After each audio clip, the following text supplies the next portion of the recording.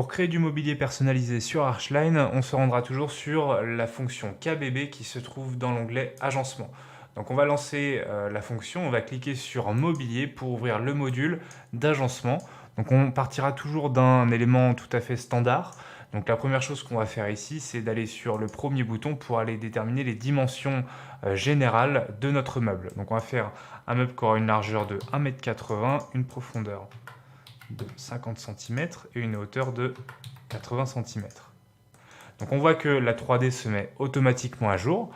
On va maintenant directement se rendre sur le bouton séparateur pour aller créer des sous-divisions à l'intérieur de ce meuble. On voit ici qu'on a plusieurs options. On peut aller créer des séparations horizontales, verticales ou des séparations multiples. On va ici mettre une séparation simple verticale. On peut positionner la séparation dans le meuble grâce à ce curseur. On va ici la mettre à équidistance des deux côtés. Et on pensera toujours, quand on dispose un élément dans le meuble, à cliquer sur le bouton en bas à droite pour valider la commande. Donc lorsqu'on valide le séparateur, on voit qu'il se crée automatiquement et on a donc deux espaces à l'intérieur de ce même meuble. On va aller cliquer sur le bouton ici qui correspond à l'espace de droite et on voit qu'en fait on peut aller recréer des séparateurs à l'intérieur de ce même espace. Ici on va aller mettre des tiroirs avec des façades. On peut choisir ici le nombre de tiroirs que l'on souhaite mettre.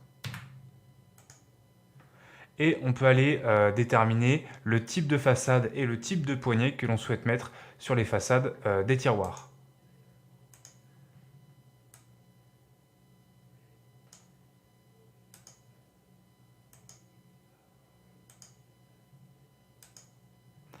Lorsqu'on a donné les types de façades et les poignées, on pense bien à cliquer sur le bouton vert en bas à droite pour créer les tiroirs. Donc lorsque les tiroirs sont créés, on va pouvoir cliquer sur l'espace de gauche. Et ici, on va aller mettre dans un premier temps des séparateurs qui seront horizontaux et qui seront multiples. On va aller mettre ici deux séparateurs et on va valider. Donc les séparateurs se sont bien disposés et on a séparé donc cet espace en trois sous-divisions. On va aller simplement mettre des portes pour faire des placards. Donc pareil que pour les tiroirs tout à l'heure, je peux aller personnaliser ces portes et ces poignées.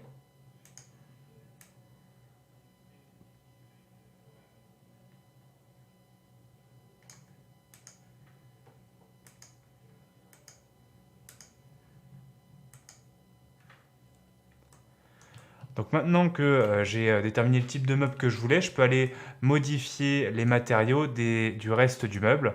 Donc je vais aller sur la troisième option qui permet de modifier les panneaux généraux.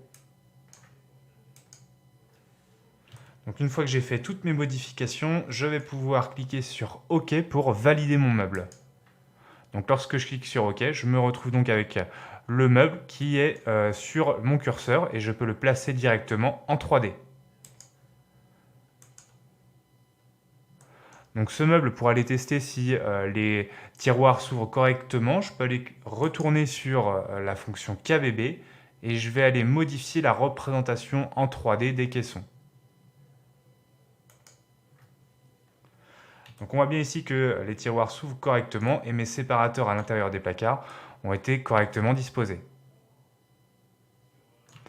Je peux toujours, après coup, aller modifier le matériau de ce meuble.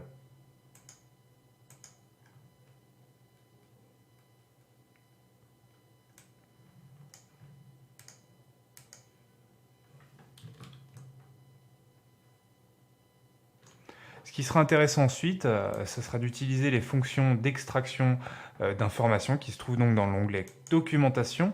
On va pouvoir aller cliquer sur Quantité et on va pouvoir sortir la liste des débits qui concernent le meuble. Donc on retrouve dans cette liste toutes les cotes et les débits de mon meuble que je viens de créer. Ces éléments peuvent être exportables au format DWG.